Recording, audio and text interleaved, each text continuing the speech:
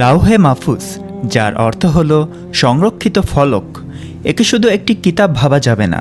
এটি আল্লাহ তাআলার নূর দিয়ে তৈরি এক অদৃশ্য মাহফুজখানা। এটি এত পবিত্র যে কোনো মানুষ বা জিন কেউ সেখানে পৌঁছাতে পারে না। এটি আমাদের আরশের ডান দিকে আল্লাহ রাব্বুল আলামিনের দরবারের ঠিক কাছাকাছি সংরক্ষিত।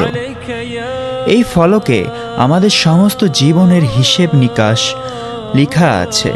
কে কবে কোথায় জন্ম নেবে, কতটুকু হাসি কতটুকু কান্না তার জন্য বরাদ্দ, কখন তার রিজিক শেষ হবে এবং কখন তার রূহ এই নশ্বর জগৎ ছেড়ে চলে যাবে। লাউহে মাহফুজ যেন আল্লাহ তাআলার পক্ষ থেকে আমাদের প্রতি এক নীরব সান্ত্বনা। কারণ যখন জীবনে কোনো বিপদ আসে তখন মুমিন জানে যে এটা হঠাৎ আসা কোনো দুর্ঘটনাই নয়, বরং এটি সেই জ্ঞানের অংশ যা মহাবিশ্ব সৃষ্টির বহু হাজার বছর আগেই লেখা হয়ে গেছে। যখন আমরা নিজেদের দুর্বল মনে করি, এই জ্ঞান আমাদের স্বস্তি দেয়। আমরা এক নই, আমাদের জীবন উদ্দেশ্যহীন নয়, বরং প্রতিটি ঘটনা আল্লাহর প্রেমময় পরিকল্পনারই অংশ। লাউহে মাহফুজ শুধু তথ্য ভাণ্ডার নয়, এটি আল্লাহর নির্দেশ বাস্তবায়নের কেন্দ্র। আমরা জানতে পারি এর দায়িত্বে আছেন শ্রদ্ধেয় ফেরেশতা হযরত ইসরাফিল আলাইহিসসালাম। আল্লাহ যখন কোনো নির্দেশ দেন, কারো রিজিক বাড়িয়ে দিতে, কারো কষ্ট দূর করতে বা কাউকে জীবনের স্বাদ দিতে, তখন সেই বার্তা লাউহে মাহফুজ থেকে হযরত ইসরাফিল আলাইহিসসালাম এর কাছে পৌঁছায়। এরপর সেই নির্দেশ কখনো হযরত জিবরাইল আলাইহিসসালামের মাধ্যমে জমিনের দিকে আসে, আবার কখনো হযরত মিকাইল আলাইহিসসালামের মাধ্যমে আকাশের দিকে যায়।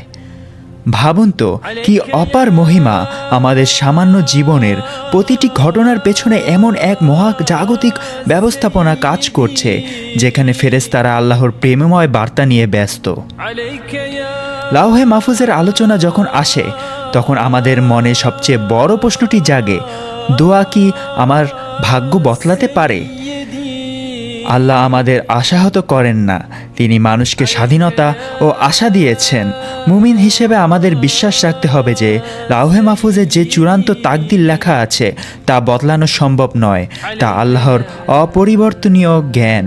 কিন্তু এখানে একটি গোপন দরজা আছে যা শুধু মুমিনদের জন্য খোলা।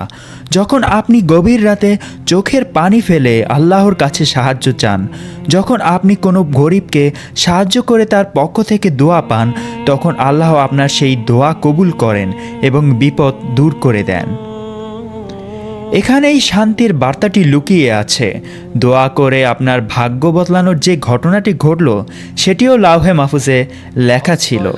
লাউহে মাহফুজ জানিয়ে দেয় যে এই বান্দা বিপদে পড়বে, কিন্তু সে আমার কাছে চাইবে। আমার কাছে চাওয়া তার এতটাই প্রিয় যে আমি তখনই তার বিপদ দূর করে দেব।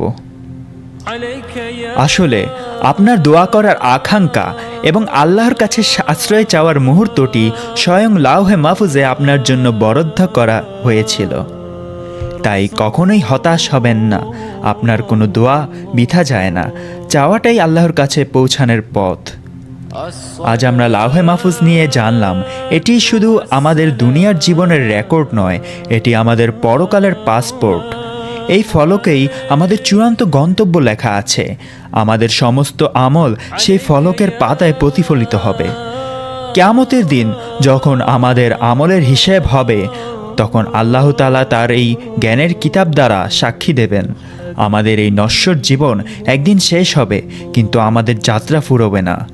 আমাদের সত্যিকারের ঘর হলো সেই পরকাল, জান্নাত। চলুন আমরা সব ভয়, সব হতাশা দূর করে লাউহে মাহফুজের দিকে বিশ্বাস রাখি। আমরা আল্লাহর রহমত ও ভালোবাসার অংশ। এই বিশ্বাসই হলো মুমিনের জন্য সবচেয়ে বড় শান্তি।